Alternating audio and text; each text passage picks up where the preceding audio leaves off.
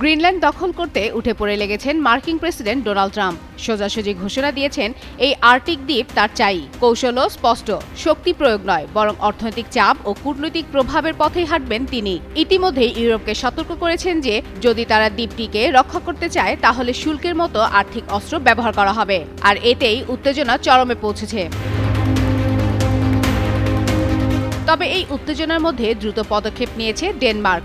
সোমবার পশ্চিম গ্রিনল্যান্ডের কাঙ্গালসুয়া ও নুওকুতে নতুন করে আবারও সেনা মোতায়েন শুরু হয়েছে।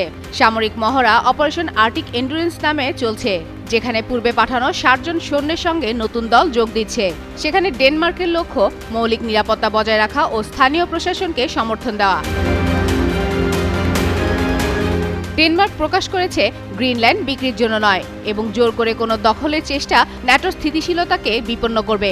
একই সময়ে ন্যাটোর মহাসচিব মার্ক রুট ডেনমার্কের প্রতিরক্ষামন্ত্রী এবং গ্রিনল্যান্ডের পররাষ্ট্রমন্ত্রীর সঙ্গে দেখা করেন। সেখানে ডেনিশ ভূখণ্ডে যৌথ ন্যাটো মিশন প্রতিষ্ঠা এবং আর্কটিক নিরাপত্তা বৃদ্ধি সংক্রান্ত প্রস্তাবগুলো নিয়েও আলোচনা হয়েছে।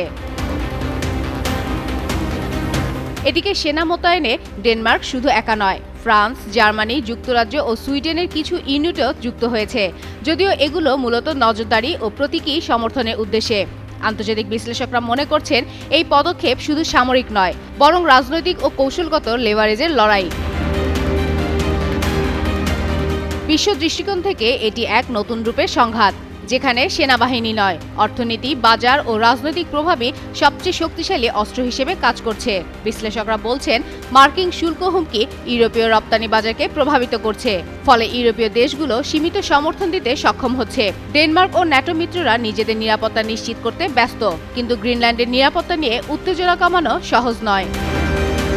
ফাতেমা ফাতেহ জান, যুগান্তর নিউজ।